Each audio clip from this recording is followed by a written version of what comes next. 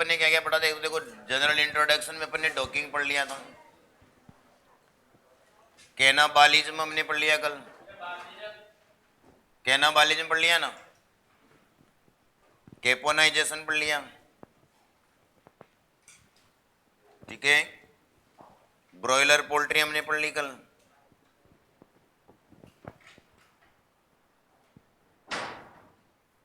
ठीक है। Layer poultry हमने पढ़ ली, ऐसे पक्षी जिन्हें किसके लिए पाला जाता है? अंडा उत्पादन के लिए। और मांस के लिए पाले जाने वालों को अपन क्या कहते हैं? ब्रॉयलर पोल्ट्री कहते हैं। कुछ हार्मोन हमने पढ़े थे, कौन कौन से पढ़े थे? एक तो ऑक्सीटोसिन पढ़ा था अपन ने, है ना, ऑक्सीटोसिन पढ़ लिया। और ऑक्सीटोसिन के अलावा एड्रेनलिन पढ़ लिया, और प्रोलैक्टिन पढ़ लिया जो दुग्ध स्त्राव को बढ़ाता है, ठीक है ना। यहां तक कल हमने पढ़ लिया था, यहां तक ही पढ़ा था ना कल। इसके अलावा जो आगे जो है जनरल टर्मिनोलॉजी में वो अपन पढ़ेंगे। आज लिखना तुम लोग, वर्ण लिखना, वर्ण है। अगला जो पॉइंट आ रहा है वो है जो वर्ण है। देखिए, वर्ण का मतलब क्या होता है? वर्ण का मतलब होता है चयन। और अपन इंग्लिश में क्या लिखेंगे इसको? सिलेक्शन लिखेंगे। क्या लिखेंगे? सिलेक्शन लिखेंगे। वर्ण,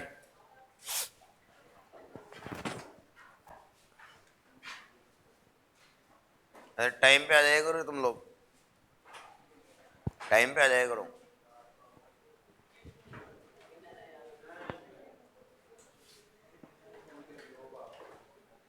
वर्ण यानी कि चयन।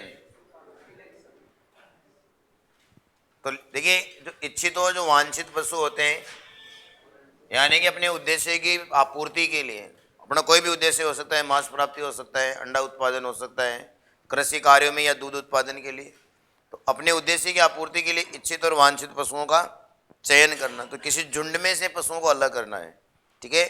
बहुत सारे के पशु एक साथ हैं ग्रुप में, तो उस ग्रुप में से जो सुपीरियर जो एनिमल होगा उसका अलग करना ही क्या कहलाता है? चयन कहलाता है, ठीक है। तो लिखना है इसमें, अपने उद्देश्य की आपूर्ति हेतु, अपने उद्देश्य की आपूर्ति हेतु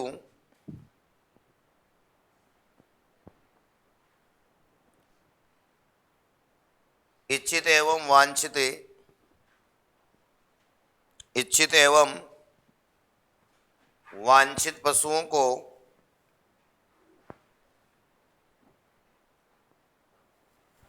इच्छित एवं वांछित पशुओं को झुंड से अलग करना, ठीक है। अच्छा एनिमल होना चाहिए, मोर प्रोडक्टिव होना चाहिए, ठीक है। अब अपने सबके अलग अलग उद्देश्य हो सकते हैं। कोई मांस उत्पादन के लिए पालेगा, कोई कृषि कार्यों के लिए, ठीक है, कोई दूध उत्पादन के लिए पाल रहे हैं। अगर पक्षियों की बात करें तो पक्षियों में भी दो प्रकार के होंगे, या तो मांस के लिए या फिर लेयर यानी अंडे उत्पादन के लिए। तो ये तो हो जाएगा चयन। इसका जस्ट उल्टा हो जाएगा कलिंग। कलिंग को अपन हिंदी में बोलते हैं निष्कृष्टन। निष्कृष्टन। और निष्कृष्टन में क्या हो जाएगा? अवांछनीय पशुओं को झुंड से अलग करना। जैसे कोई रोगी हो सकता है, रोगी पशु हो सकता है, ले उसका उत्पादन स्तर कम हो सकता है, उसको अपन क्या बोलते हैं? निष्कृष्टन यानी कि कलिंग बोलते हैं। तो झुंड में से बहुत सारे के पशु है, उस झुंड में से पशुओं को अलग करना ही क्या कहलाएगा?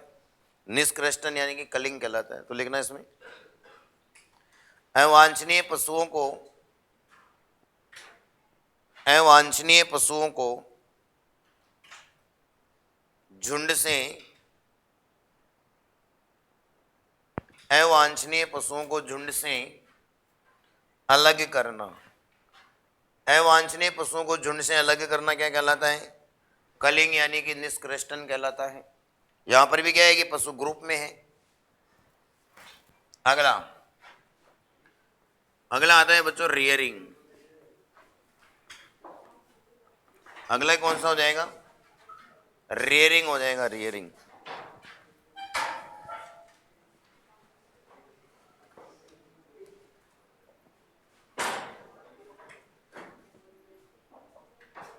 रियरिंग में लिखना, एक दिन से लेकर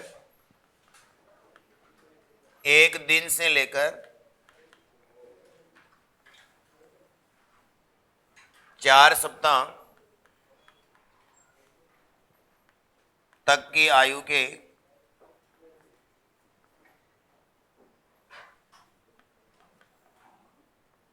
चूजों को पालना, चूजों को पालना। एक दिन से लेकर के उम्र में याद रखनी है, एक दिन से लेकर के 4 सप्ताह तक की आयु के चूजों को पालने की प्रक्रिया को अपन क्या कहते हैं? रियरिंग कहते हैं, ध्यान रखना। ठीक है, अगला आता है ब्रूडिंग। अगला कौन सा आता है? ब्रूडिंग। तो इसमें रहेगा 4 सप्ताह से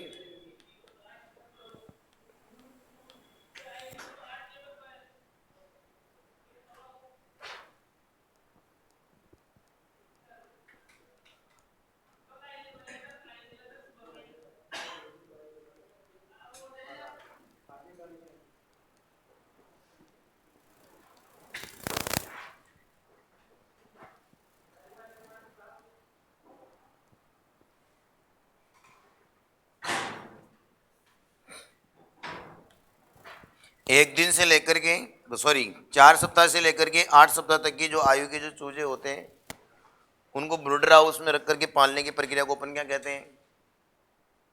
ब्रूडिंग कहते हैं। लेकिन समय आपको याद रखना, यहाँ पर एक दिन से लेकर के 4 सप्ताह तक की आयु है, यहाँ पर क्या है? 4 सप्ताह से लेकर के 8 सप्ताह तक की आयु के चूजों को पालना क्या कहलाता है? ब्रूडिंग कहलाता है।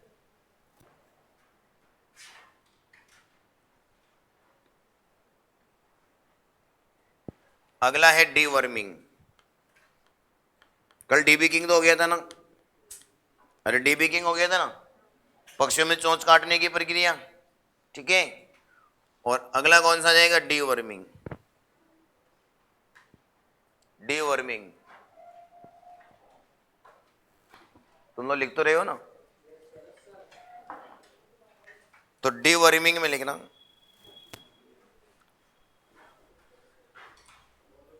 पक्षियों को उनके पेट व आंतों में पाए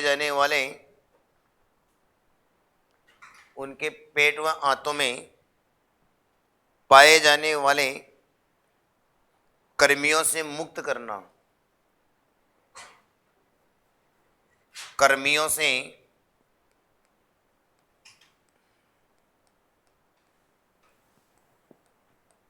मुक्त करना।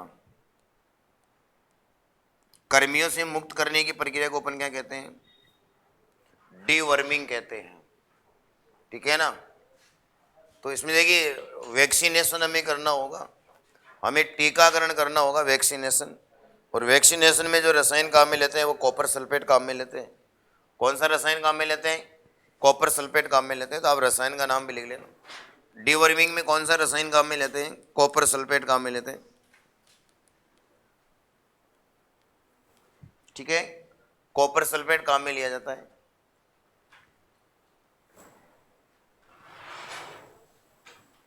ताड़ लिया क्या?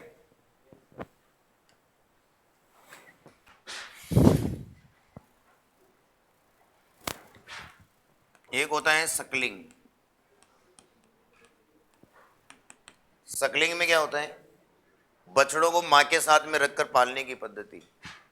बछड़ों को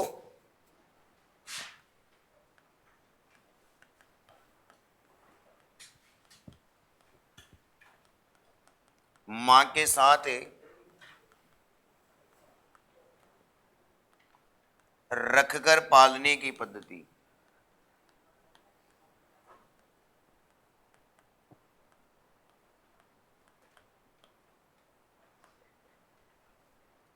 बछड़ों को मां के साथ में रख करके पालने की पद्धति को अपन क्या कहते हैं? सकलिंग कहते हैं। ठीक है, जैसे अपने घर पे जो भी गाय भैंस के ब्याने के बाद में जो बछड़ा होता है तो वो मां के साथ में रख करके पाला जाता है।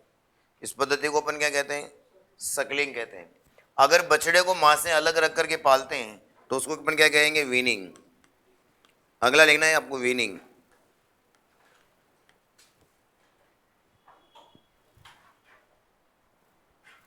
ये जस्टिस का अपोजिट हो जाएगा ना।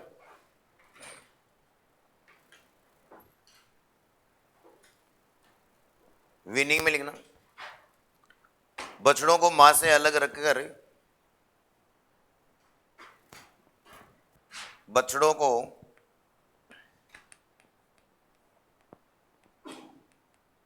मां से अलग रखकर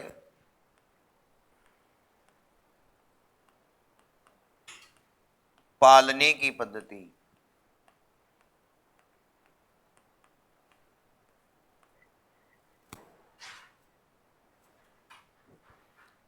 तो मां के साथ में रख करके पालने की पद्धति को तो अपन कहेंगे सकलिंग। और अगर मां से अलग रखते हैं, जो साइंटिफिक जो डेयरी चलती है वहां पर क्या होता है कि स्व दूध उत्पादन के लिए बछड़ों को क्या कर देते हैं, मां से अलग कर देते हैं। तो बछड़ों को प्रसव के 28 से 48 घंटे के भीतर भीतर हमें क्या करना होता है, अलग करना होता है। तो आप इसमें लिखना, बछड़ों को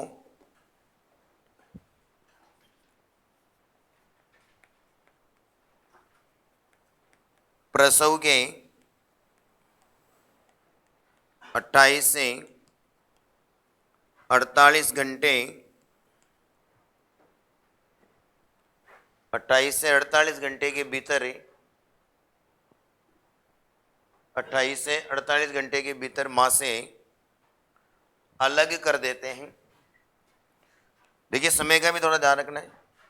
ये नवजात बछड़े को पालने की सबसे अच्छी विधि है। अगर जो डेयरी चला रहे हैं तो डेयरी पर जो बछड़ों को जो पाला जाता है तो वो वीनिंग पद्धति को फॉलो करता है।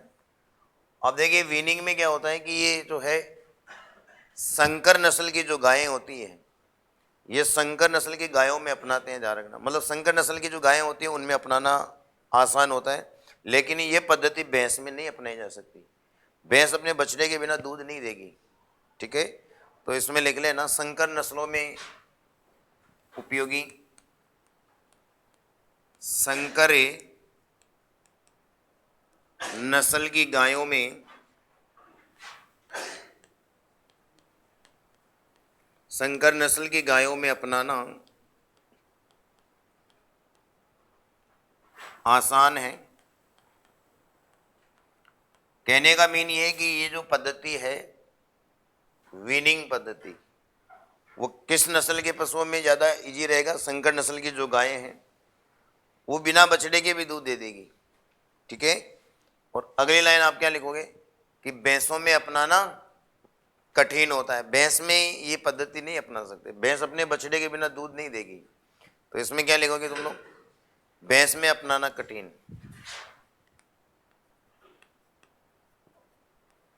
भैंस में अपनाना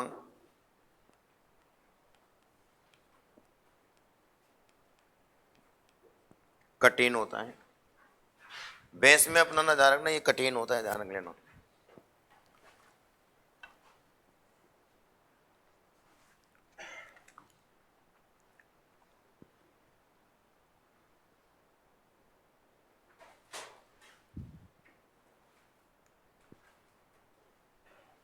ताड़े है क्या,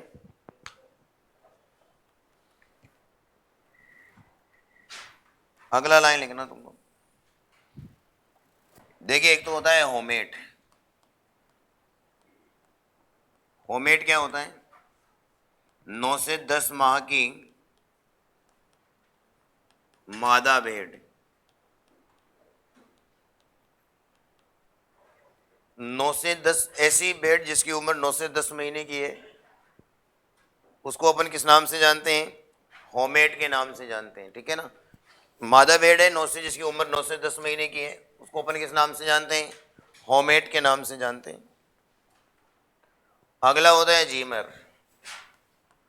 अगला कौन सा होता है, जीमर। तो जीमर में क्या हो जाएगा, 10 से 14 माह की मादा भेड़। किसी को दिक्कत तो नहीं है ना, कहीं मैं तेज बोल रहा हूं, तेज लिखा रहा हूं क्या। तो 9 से 10 माह की जो मादा भेड़ है उसको तो अपन किस नाम से जानेंगे, नहीं, होमेट के नाम से जानेंगे। और ऐसी भेड़ जिसकी उम्र 10 से लेकर के 14 महीने की है उसको अपन किस नाम से जानते हैं, जीमर के नाम से जानते हैं।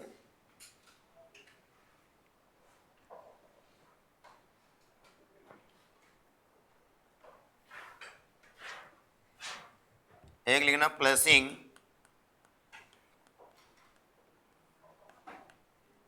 फ्लशिंग। फ्लशिंग क्या होता है? जो भी प्रेग्नेंट जो एनिमल होते हैं, जिससे अपन भेड़ की बात करें, तो गर्भित मादा भेड़ को अतिरिक्त आहार देना, उसकी गर्भ की रक्षा के लिए, गर्भ की सुरक्षा के लिए हमें क्या करना होता है, क्योंकि उसके गर्भ में क्या है कि नवजात बछड़ा पल रहा है, तो उसको अतिरिक्त आहार की आवश्यकता होती है। तो इस प्रक्रिया को बोलते हैं अपन फ्लशिंग। ठीक है, तो इसमें लिखना गर्भित मादा भेड़ को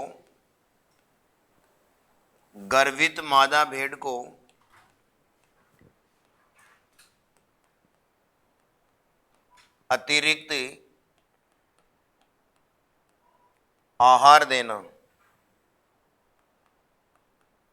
अतिरिक्त आहार देना।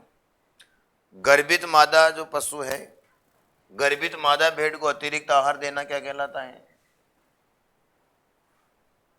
फ्लशिंग कहलाता है। फ्लशिंग का समय क्या रहेगा बच्चों? समय रहेगा प्रसव के 3 से 4 सप्ताह पूर्व, 3 से 4 सप्ताह पूर्व पशु का जो प्रसव होगा उसके लगभग एक महीने पहले, लगभग एक महीने पहले हम उसको क्या देते हैं? अतिरिक्त आहार देते हैं। इस प्रक्रिया को अपन बोलते हैं फ्लशिंग। अगर गाय भैंस में अगर अतिरिक्त आहार देते हैं तो उसको स्टीमिंग अप कहते हैं, और ये 5वें महीने से स्टार्ट हो जाता है। ठीक है, गर्भधारण के 5 महीने बाद में हम क्या करते हैं, उनको अतिरिक्त आहार की मात्रा हर महीने हम क्या करते हैं, बढ़ाते रहते हैं, तो उसको स्टीमिंग अप कहते हैं। एक नाम सुना होगा तुम लोगों ने डाउन कवर का, एक होता है डाउन कवर। डाउन कवर होता है कि जो प्रेग्नेंट जो पशु है उनमें प्रसव के मतलब ब्याने का जो समय होता है 15 दिन पहले का अनुमानित समय, कि 10-15 दिन में क्या है कि पशु का क्या हो जाएगा, प्रसव हो जाएगा, उसको अपन बोलते हैं डाउन कवर। और ये होता है फ्लशिंग। ठीक है, गाय भैंस में अपन बोलेंगे स्टीमिंग अप। ठीक है, आगे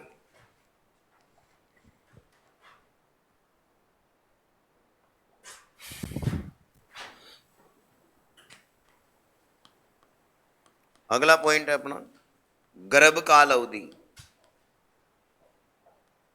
वैसे तो पशुओं में जो प्रजनन वाला जो चैप्टर है वहां पर हमें लिखाएंगे, लेकिन अपन पहले लिख लेंगे इसको टर्मिनोलॉजी में। गेस्टेशन पीरियड, गर्भकाल अवधि को क्या बोलते हैं अपन? गेस्टेशन पीरियड बोलते हैं।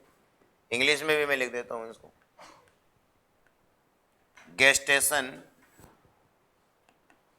पीरियड। गेस्टेशन पीरियड, गर्भकाल अवधि को क्या, देखिए इसकी डेफिनेशन अपन लिखेंगे नहीं। डेफिनेशन क्या रहेगी इसकी? पशु के गर्भधारण से लेकर के प्रसव तक का समय। भाई गर्भधारण से लेकर के प्रसव तक का समय क्या कहलाता है? गर्भकाल अवधि। आप लिखना मत है ना, गर्भधारण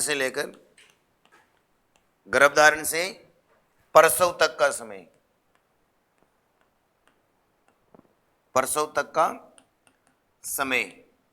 ठीक है, तो गर्भधारण से लेकर के प्रसव तक का जो समय होता है वो गेस्टेशन पीरियड कहलाता है। और गेस्टेशन जो पीरियड है वो सभी पशुओं का अलग अलग होता है, और इम्पोर्टेंट पॉइंट भी है।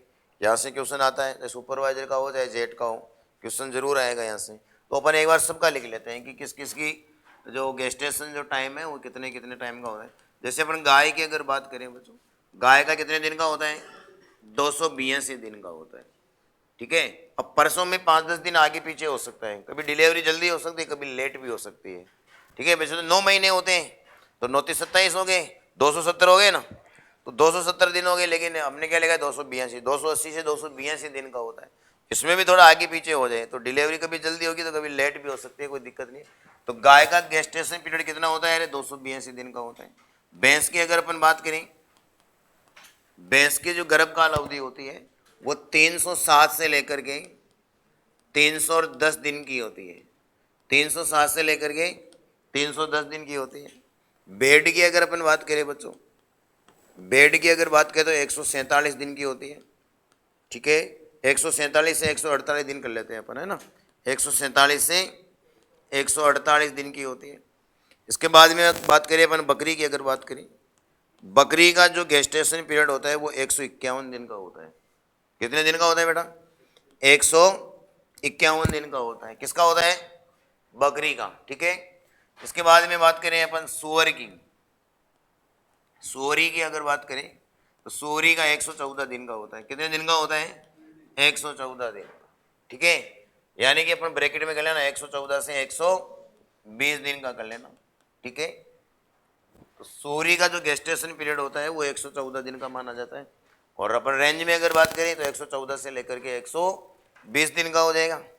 आगे मैं और बात करूं आपसे तो अगला देखिए अपने ऊंट आता है ना, कैमल। ऊंटनी की अगर अपन बात करें, ऊंटनी का, तो ऊंटनी का जो गेस्टेशन पीरियड होता है वो 385 से लेकर के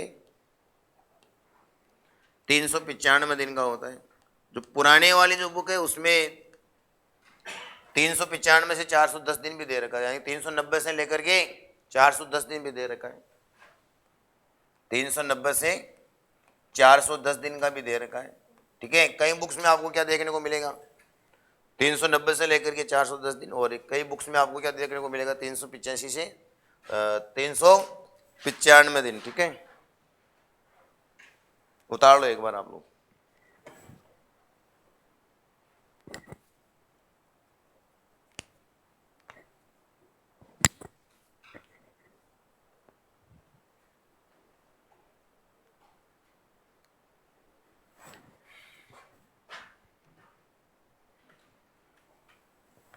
मुर्गी के अंडे का उस्माइन काल कितने दिन का होता है? अरे 21 दिन का होता है।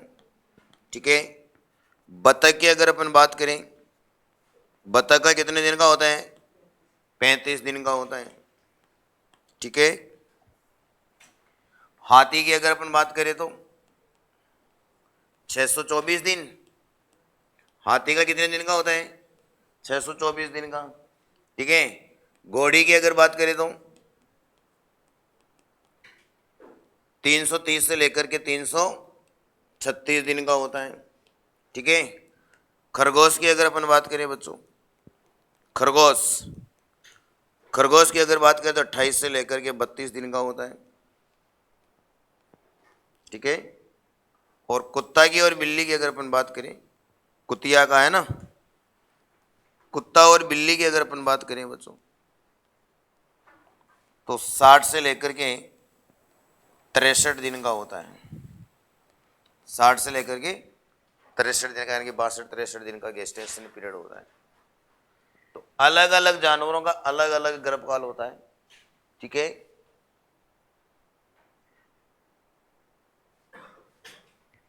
गर्भकाल की जो परिभाषा है वो क्या रहेगी? गर्भधारण से लेकर के प्रसव तक का समय। ठीक है,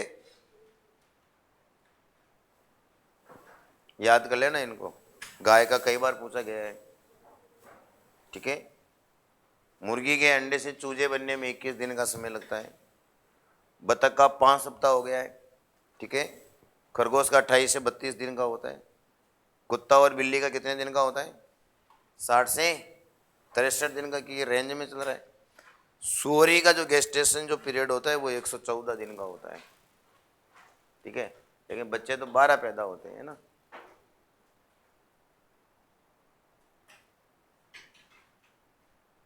बकरी की ऐसी कौन सी नस्ल है जो हर बार 2 बच्चों को जन्म देती है?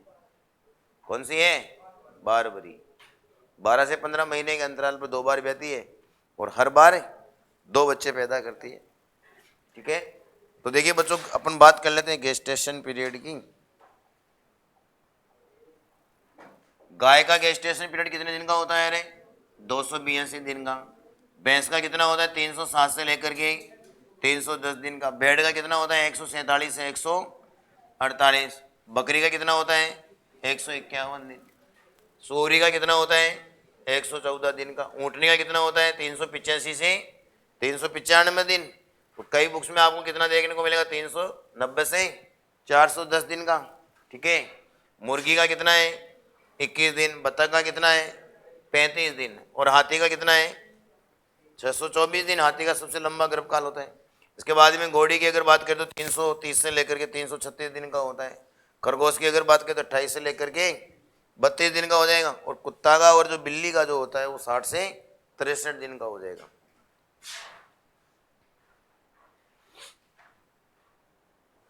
चालू क्या आगे?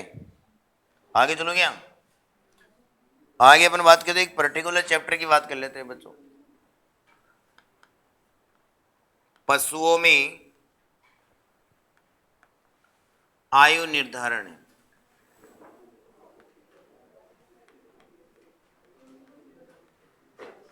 पशुओं में आयु निर्धारण है।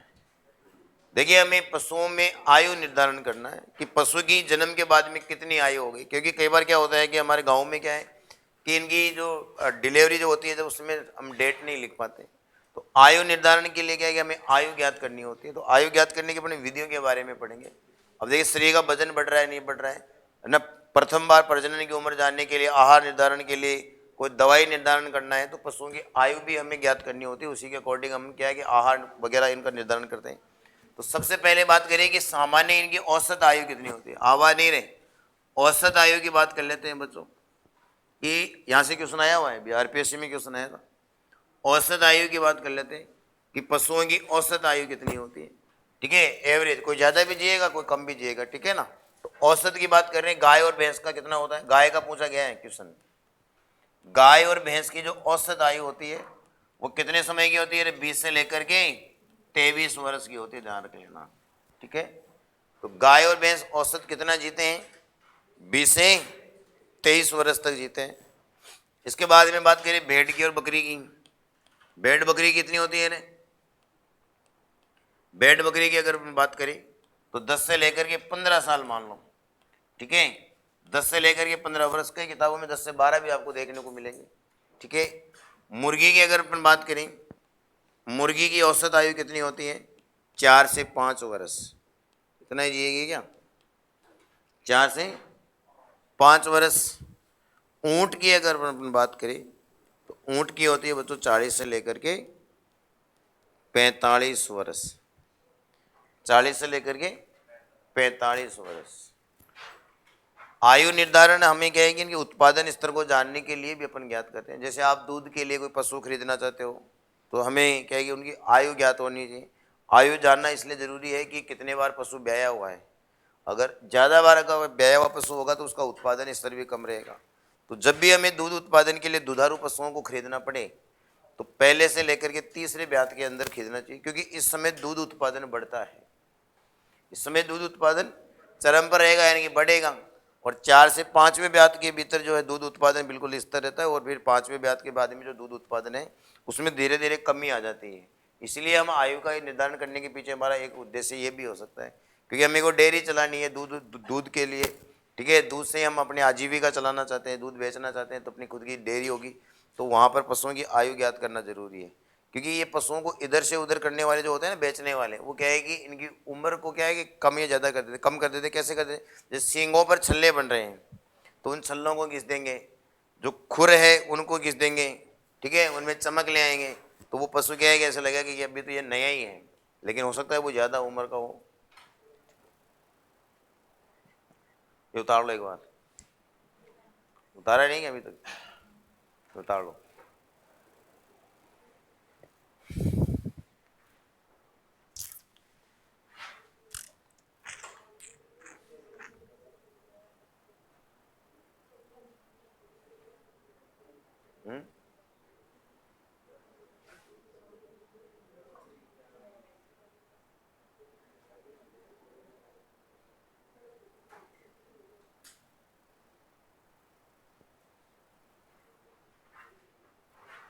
दिख रहा है क्या,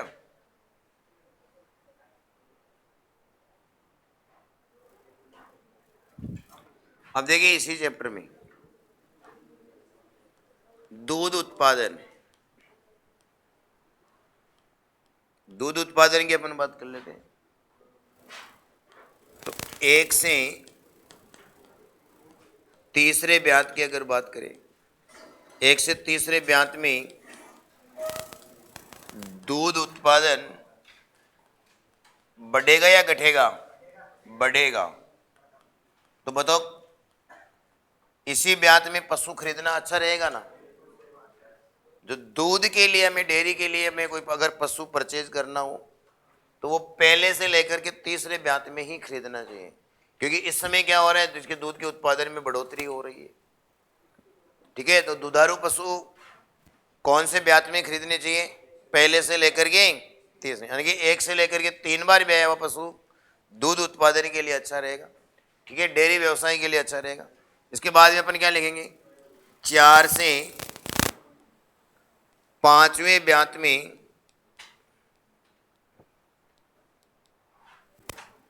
4 से 5वें ब्यात में दूध उत्पादन क्या रहेगा? स्थिर रहेगा। स्तर का मतलब है, मतलब इतनी ज्यादा बढ़ोतरी भी नहीं होगी तो कुछ कमी भी नहीं होगी। ठीक है, तो 4 से 5वें ब्यात में जो दूध देने वाले जो पशु है उनके दूध उत्पादन में कोई बढ़ोतरी नहीं होगी। अगर होगी तो केयर के ऊपर डिपेंड करेगी कि अपन केयर कैसी कर रहे हैं। ठीक है, इसके बाद में लिखना 6वें ब्यात के बाद ही, 6ठे ब्यात के बाद ही दूध उत्पादन क्या होगा बेटा? हाँ, घटेगा, है ना, बिल्कुल कम हो जाएगा, है ना, दूध उत्पादन घटेगा। फिर पशु क्या है कि जो है बूढ़ा भी हो जाएगा। तो जो डेयरी जो पशु होते हैं उनका जो उत्पादन जो काल होता है वो 10 से 12 साल का माना जाता है। ठीक है, उसके बाद में उन पशुओं को पालने में कोई ज़्यादा फायदा नहीं है, डेयरी चलाने में कोई फायदा नहीं है, फिर तो इकोनॉमिक हमें लॉस ही होगा। इसलिए पहले से लेकर के तीसरे ब्यात में हमें पशु परचेज करने चाहिए। ठीक है, और छठा ब्याज जब आ जाएगा उसके बाद में दूध उत्पादन में लगातार क्या आएगी? कमी आएगी, गिरावट आएगी।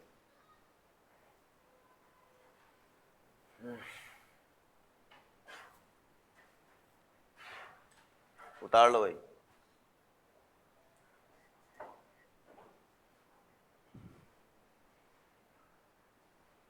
यहाँ बरसात ही नहीं आ रही थी, है ना?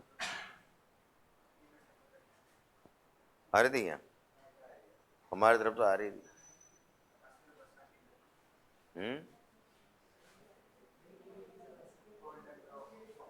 गोल्डन ड्रॉप, है ना? राजस्थान में जो सर्दियों में जो बरसात होती है उसको क्या कहते हैं? गोल्डन ड्रॉप, यानी कि माउट कहते हैं। और माउट का कारण क्या है? पश्चिमी विक्षोभ है ना, वेस्टर्न डिस्टरबेंस है। ठीक है, इसलिए इसको क्या कहते हैं अपन? गोल्डन ड्रॉप के नाम से। और ये गोल्डन ड्रॉप किसके लिए बेनिफिशियल होती है रे? गेहूँ। हाँ, गेहूँ जौ के लिए स्पेशली ये क्या होती है? एक सुनहरी बूंदों के रूप में काम करेगी, मतलब उत्पादन स्तर बढ़ता है। पिछली बार काफी 2-3 बार अपने यहाँ पर क्या हो गई थी? माउट हो गई थी, है ना? अब अपन बात कर लेते हैं बच्चों आयु निर्धारण की विधियां। आयु निर्धारण की विधियां।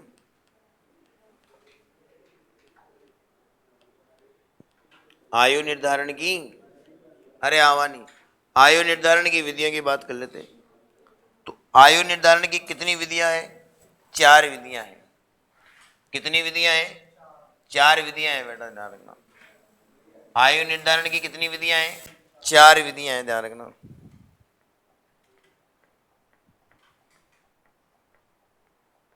ठीक है, पहली विधि की अपन बात करें शारीरिक दशा देखकर, यानी कि फिनोटिपिक, है ना, शारीरिक दशा देखकर। ठीक है, मतलब उसकी बॉडी लैंग्वेज को देख करके अपन क्या करते हैं? आयु को निर्धारण करते हैं। फिनोटिपिक मतलब शरीर की बनावट को देख करके अपन आयु का निर्धारण करते हैं। तो ये अच्छी विधि नहीं है। हो सकता है कई पशु जो कम उम्र में ही अगर रोगों से ग्रसित हैं या कुपोषण का शिकार हो जाए तो वो अधिक उम्र के प्रतीत होते हैं। या कई पशु शुरुआत से ही काफ़ी हेल्दी हो, उसकी केयर बढ़िया की गई है, ठीक है, उसकी खिलाई पिलाई बढ़िया की गई, तो वो अधिक उम्र का भी क्या होता है? कम उम्र का प्रतीत होगा। ठीक है, तो ये विधि सही नहीं है, इसमें अपन कुछ भी नहीं लिखेंगे। ठीक है ना? दूसरी विधि है बच्चों खुरों को देखकर, बाई हुप, खुरों को देखकर। दूसरी विधि कौन सी आ जाएगी बेटा? खुरों को देख करके, और इसको अपन लिखेंगे बाई हुप। बाई हुप अगर बात करें खुरों को देख करके, तो देखिए जब पशु छोटा होता है, जब नवजात जो बछड़ा होता है, जब पशु छोटा होता है, कम उम्र का होता है, तो उसके खुर कैसे होते हैं? चमकीले होते हैं, समतल होते हैं, ठीक है, उनमें चमक होती है बिल्कुल और समतल। जैसे जैसे पशु की उम्र बढ़ती जाएगी वो क्या है, टेढ़े मेढ़े हो जाएंगे, खुरदरे हो जाएंगे। ठीक है, तो ये भी विधि। अब जो पशुओं को इधर से उधर करने वाले होते हैं, मैंने कहा था जो बिचौलिया होते हैं, जो बेचने वाले होते हैं, जिनका व्यापार करते हैं, वो इसका पशु खरीद करके उसको बेचेगा, तो वो क्या करेगा, रेजमाल से इनका क्या क्या जो खुर होते हैं उनको क्या कर देगा, घिस देगा, और जो टेढ़े मेढ़े हैं उनको भी सही कर देगा। तो वो क्या है कि ये विधि सही नहीं। ठीक है, वो कम उम्र का दिखाने के लिए क्या करते हैं, खुरों पर क्या ले आते हैं, चमक ले आते हैं। तो इसमें लिखने वाली बात तो है नहीं। ठीक है, मैंने क्या बोला, जब पशु कम उम्र का होता है तो उसके खुर कैसे होते हैं, बिल्कुल समतल होते हैं और चमकीले होते हैं। जैसे जैसे उम्र बढ़ती जाएगी तो ये कैसे हो जाएंगे, टेढ़े मेढ़े हो जाएंगे, खुरदरे हो जाएंगे, उनकी चमक गायब हो जाएगी। तो ये भी विधि अच्छी नहीं है। तीसरी विधि आती है बच्चों सींगों को देख कर। किसको, सींगों द्वारा। अब हम सींगों के द्वारा भी क्या है कि पशुओं में क्या करते हैं, आयु निर्धारित करते हैं। ये हो जाएगा बाई हॉर्न्स, है ना, सींगों द्वारा, बाई हॉर्न्स, बाई हॉर्न्स, सींगों द्वारा। अब देखिए सींगों में भी क्या होता है बच्चों, पशु के जो सींग होते हैं उन सींगों पर क्या बनेगी, रिंग बनेगी। यानी कि इनके ऊपर क्या बनते हैं, छल्ले बनते हैं। ऐसे ऐसे आपको रिंग देखने को मिलेगी, है ना।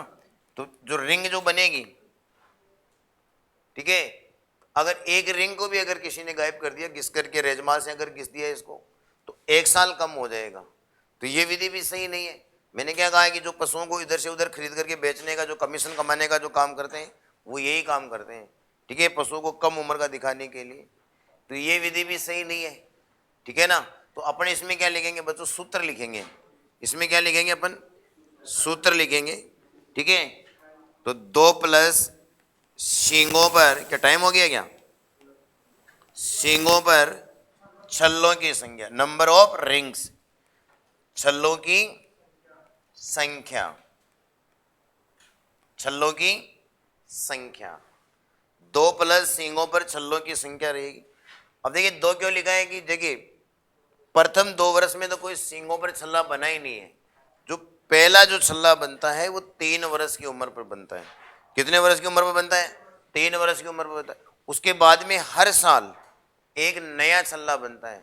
उसके बाद में सींगों पर हर वर्ष एक नया छल्ला बनेगा। तो इसमें आप क्या लिखोगे, सींगों पर प्रथम छल्ला, सींगों पर प्रथम छल्ला। देखो छल्ले को अपन क्या लिखेंगे, रिंग लिखेंगे, जहां रख लेना।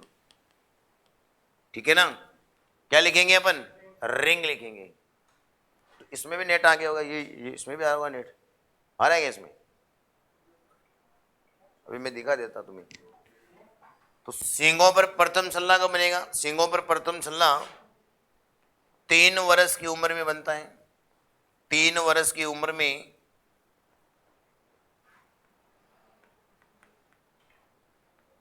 बनता है तथा उसके बाद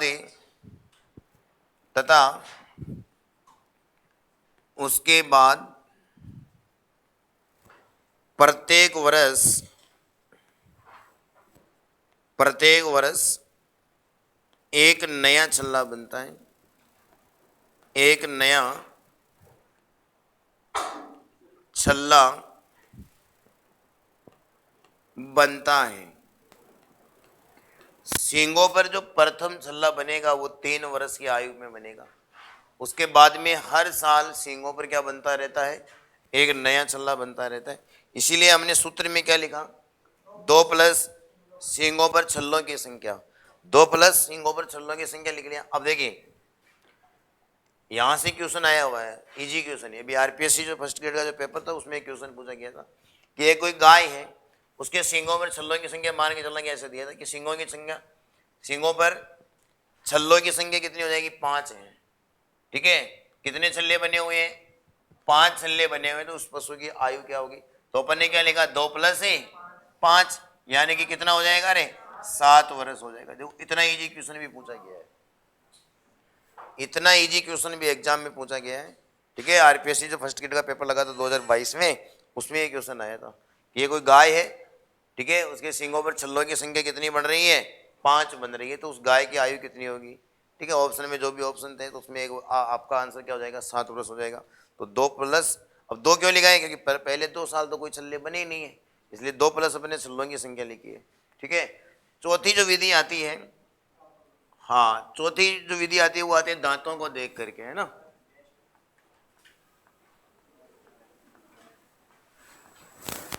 दांतों को देखकर।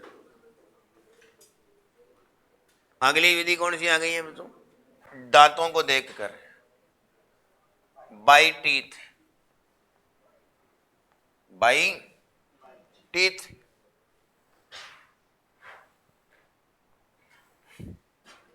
क्या हो गया? लिख लो लिख लो।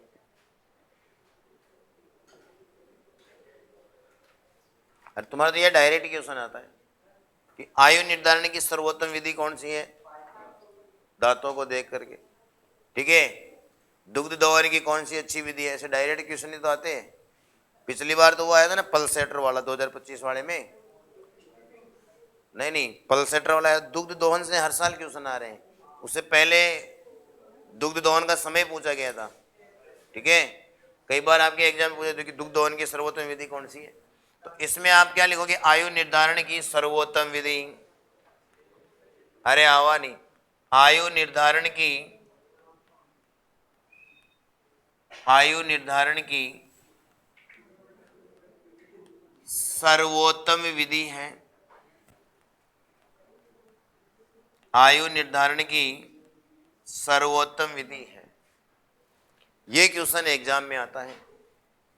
यह क्वेश्चन एग्जाम में आता है कि पशुओं में आयु ज्ञात करने की सबसे अच्छी विधि या उपयुक्त विधि कौन सी है?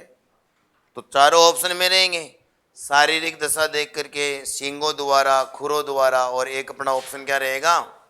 दांतों के द्वारा। तो अब दांतों वाले अपन पढ़ेंगे, इसके बारे में अपन को डिटेल से पढ़ना पड़ेगा। ठीक है। तो ये तो क्या है कि सबसे अच्छी विधि है। अब ऐसे थोड़ी देखना है कि पशु कोलगेट कर रहा है नहीं कर रहा है, ऐसे थोड़ी देखना है। दांतों की संख्या देखनी है कि कितने उसके मुंह में दांत आ गए हैं। ठीक है ना। तो सबसे पहले बात करेंगे, इसी में लिखना आप लोग, पशुओं में, अरे आवा नहीं भाई, पशुओं में, लड़कियां भी बातें कर रही है क्या? पशुओं में 4 प्रकार के दांत पाए जाते हैं। 4 प्रकार के दांत पाए जाते हैं। पाए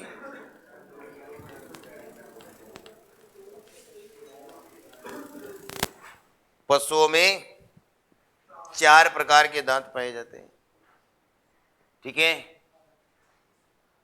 ना। 4 प्रकार के है ना, खाने के अलग है, दिखाने के अलग है, ऐसे होंगे ना। अरे ऐसे होंगे ना भाई, चारा खाने के अलग होंगे, पानी वानी पीने के अलग होंगे, दिखाने के किसी को अलग होंगे, है ना। वो कहते हैं ना हाथी के दांत खाने के अलग और दिखाने ना। तो ऐसे ही पशुओं में 4 प्रकार के दांत पाए जाते हैं बच्चों। अब 4 प्रकार के, देखो दांतों से क्वेश्चन खूब बार आया भाई। अपन सबसे पहले बात कर लेते हैं कि कौन कौन से हैं। पहला कौन सा होता है रे? कर्तन दांत। पहला प्रकार कौन सा होता है? कर्तन दांत। और कर्तन दांत को अपन अंग्रेजी में क्या कहते हैं? इंसीजर। ठीक है, इंसीजर हो जाएगा। दूसरा कौन सा हो जाएगा बच्चों? कील दांत। जो कील के जैसे होते हैं ना, तीखे होंगे, नुकीले होंगे, जो कार्निवोरस जो जंतु होते हैं उनमें पाए जाते हैं। कैनाइन। कैनाइन हो जाएंगे। ठीक है। कील दांत काफी कील के जैसे नुकीले रहेंगे, काफी शार्प रहेंगे। ठीक है। और जो मांसाहारी जो जंतु है, जो काटने वाले, उनमें पाए जाते हैं। तुम्हारे में भी है क्या किसी के कील दांत है? किसके हैं कील दांत? ठीक है।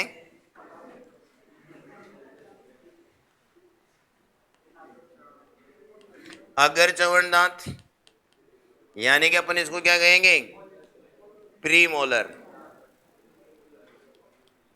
प्री मोलर है ना, प्री मोलर हो जाएंगे। और चौथा कौन सा हो जाएगा? चौरण दांत। और चौरण दांतों को अपन क्या कहेंगे बच्चों? मोलर दांत कहेंगे। ठीक है, मोलर टीथ। कौन से हो जाएंगे? Molar teeth.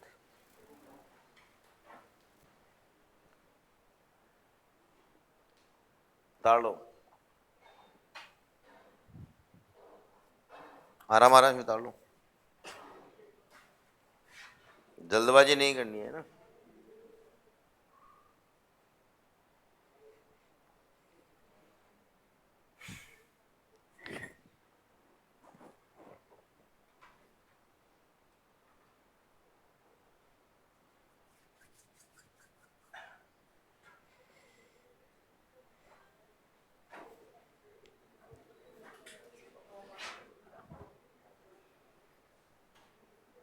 सुपरवाइजर पढ़ रहा है क्या तुम? क्या करना है?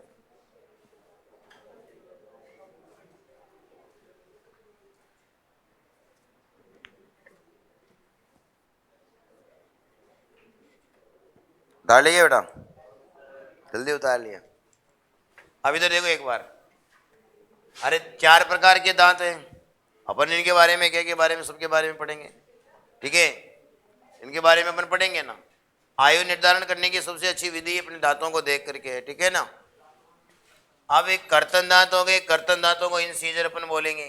कील दांत है जो तीखे होंगे, काफी नुकीले रहेंगे, और ये कार्निवोरस दांतों में पाए जाते हैं, या जो आपके काटने वाले होते हैं, जैसे कुत्ता है, बिल्ली है, बंदर है, ठीक है, इनमें पाए जाते हैं। अगर चौवरण दांत हैं और आपके चौवरण दांत है, ठीक है ना, मोलर और प्री मोलर, ठीक है ना। अब अपन बात करें, सबसे पहले बात करेंगे अपन, अब आप हेडिंग डालना कर्तन दांत। कर्तन दांत पढ़ लेते हैं, ठीक है ना। भाई पशु का जबड़ा रहेगा वो ऐसे तो रहेगा, तो पशु के जबड़े में देखो ये निचले जबड़े में पाए जाते हैं, ठीक है। फिर इसको अपन ऐसे 2 भागों में बांट लेंगे, तो एक तो लेफ्ट साइड का हो जाएगा और एक आपके राइट साइड का हो जाएगा, ठीक है। तो कर्तन दांतों के देखो, जिसको डेंटल फॉर्मूला याद है ना, तो वही दांतों के बारे में पढ़ने की जरूरत ही नहीं है। अगर डेंटल फॉर्मूला आता है ना, तो पिछली बार सुपरवाइजर में क्वेश्चन आया था कि गाय के स्थायी दांतों का दंत सूत्र कौन सा है, ठीक है, स्थायी दंत सूत्र पूछा गया था। तो एक अपने टेम्परेरी होगा, स्थायी दंत सूत्र होगा, और एक रहेगा अपना स्थायी रहेगा, ठीक है ना। तो डेंटल फॉर्मूला हमें आना चाहिए। तो सबसे पहले अपन अगर डेंटल फॉर्मूला याद होगा ना, तो इनके बारे में पढ़ना ही नहीं है, कि उस फॉर्मूले से ही सारा काम हो जाएगा। जैसे फॉर्मूले की अगर बात करूँ, मैं भी लिख देता हूँ, बाद में लिखना है पैसे को। फॉर्मूले की अगर मैं बात करूँ कि जो डेंटल जो फॉर्मूला है वो यही तो है अपना, आई बटा आई अपॉन आई, ठीक है। फिर कौन सा होता है, सी अपॉन सी। फिर क्या होता है, पीएम, यानी कि प्री मोलर, और फिर लास्ट में क्या हो जाता है, एम अपॉन एम हो जाएगा। तो ये डेंटल फॉर्मूला है। अब इसमें भी क्या है कि 2 प्रकार का आएगा, ये भी 2 प्रकार का आएगा। एक तो हो जाएगा अस्थायी, बस सबसे पहले अपन अस्थायी लिखेंगे। अस्थायी दांत जो होते हैं उनको दूध के दांत कहते हैं, ठीक है। दूध के दांतों की संख्या जो आपके जो रोमंथी जो पशु है, जो जुगाली करने वाले, जैसे गाय भैंस है, भेड़ बकरियां है, नीलगाय है, जिराफ है, इनमें 20 होती है। और स्थायी दांतों की संख्या कितनी होती है, 32 होती है। तो अस्थायी दांत टूटेंगे, अस्थायी दांत जब टूटेंगे तो उनकी जगह पर स्थायी दांत रिप्लेस होंगे। कई बार बच्चे क्या करते हैं कि सर आपने अस्थायी तो कितने लिखाए हैं, अस्थायी दांत लिखाए हमने 20, और स्थायी कितने लिखाए, 32। तो ये क्या है कि इन दोनों को जोड़ लेते हैं और 52 बना देते हैं। और 52 तो कोई दांत होते ही नहीं है, ठीक है ना। हाँ, सुअर में ही 44 होते हैं स्थायी, तो बड़ा भी तो बड़ा होता है उसका, तो 44 होंगे ही, ठीक है। पिछली बार सुपरवाइजर में क्वेश्चन पूछा गया था, देखो दांतों से एक क्वेश्चन आया सुपरवाइजर में कि ऊंट में स्थायी दांतों की संख्या होती है। ऊंट में 34 दांत होते हैं, ध्यान रख लेना। लेकिन ऊंट जो है वो सूडो रूमिनेंट एनिमल है, उसमें 2 कील दांत भी पाए जाते हैं। ऊंट काटता है, ऐसी कोई बात नहीं है। ऊंट में 2 कील दांत पाए जाते हैं, मांसाहारी तो नहीं है लेकिन सूडो रूमिनेंट है। अपने पशुओं का वर्गीकरण भी दे रखा है जुगाली करने के आधार पर। तो रोमंथी यानी कि जुगाली करने वाले, अरोमंथी और आवासी यानी कि सूडो रूमिनेंट। तो रूमिनेशन का मतलब क्या होता है कि चारा खाने के बाद में मुंह को चलाना, भोजन को पचाने के लिए। पहले की जानवर क्या करता है, पूरे चारे को खा लेता है, ठीक है, और रूमेन में इकट्ठा कर लेता है, उसके बाद में उसको पचाने के लिए क्या करता है, मुंह को चलाता रहता है, ठीक है। अरे झाग आते हैं ना, जुगाली करता है अपन, ठीक है। हाँ, भैंस क्या, गाय भी करती है, भेड़ भी करती है, बकरी, भैंस का तो ठेका है, सब सारे ही करते हैं जानवर तो जुगाली तो ना। जिराफ भी करता है, नीलगाय भी करती है।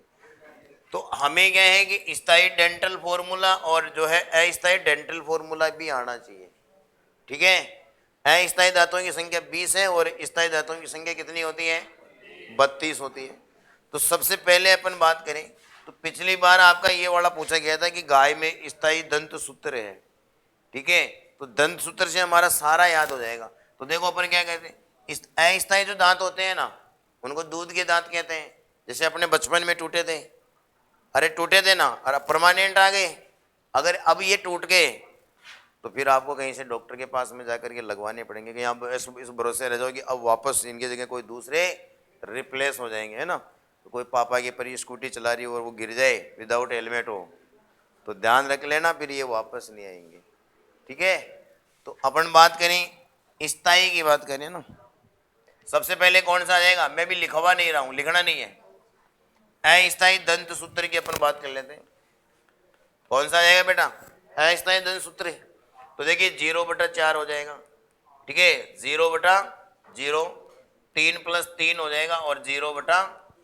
लेकिन ये तो एक ही तरफ का है, जैसे आप राइट जबड़े का मान लो या फिर लेफ्ट का मान लो, ठीक है ना, बाएं जबड़े का मान लो या फिर दाएं का मान लो, इतने ही दांत किसमें होते हैं? दूसरे वाले जबड़े में होते हैं। ठीक है, तो इनकी संख्या देखो 4 हो गए ना, तो 4 ही और होंगे। 4 इस तरफ अगर 4 है तो इस तरफ भी 4 होंगे। भाई दांत यहां पर भी तो निकल रहे हैं ना और इधर भी है। ठीक है, तो लेफ्ट राइट हो गया ना। तो इनकी संख्या कितनी होती है? 20। और इनको कौन से दांत कहते हैं? दूध के दांत कहते हैं।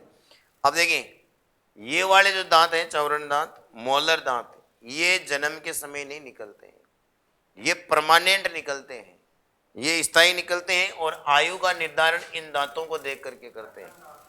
कर्तन दांत कहाँ पाए जाते हैं? ये निचले जबड़े में पाए जाते हैं बेटा। ये कर्तन दांत कहाँ पाए जाते हैं? निचले जबड़े में पाए जाते हैं, ये भी ध्यान रखना। ऊपर वाले जबड़े में कुछ भी नहीं होता है, यहां पर होता है डेंटल पेड। ऊतकों की एक मोटी और एक कठोर परत पाई जाती है जो कर्तन दांतों की चारा काटने में मदद करती है और उसको बोलते हैं अपन डेंटल पेड, यानी कि दंत ऊपर कहेंगे। ठीक है, अब स्थायी की अगर अपन बात करें ना, अब मैं इसको बना देता हूँ स्थायी डेंटल फॉर्मूला। स्थायी डेंटल फॉर्मूला में क्या हो जाएगा? यहाँ पर 3/3 हो जाएगा और संख्या कितनी हो जाएगी? 32 हो जाएगी। तो ये भी एक ही जबड़े का है, ये भी एक ही जबड़े का, इतने ही दांत दूसरे जबड़े में होंगे। तो जिसको डेंटल फॉर्मूला याद होगा उसको ज्यादा इनको दांतों के बारे में पढ़ने की जरूरत नहीं होगी। ठीक है, कि कौन से दांत कहाँ पाए जाते हैं ये भी पता चल जाएगा, संख्या में कितने होते हैं। ठीक है, हो गया ना टाइम? चलो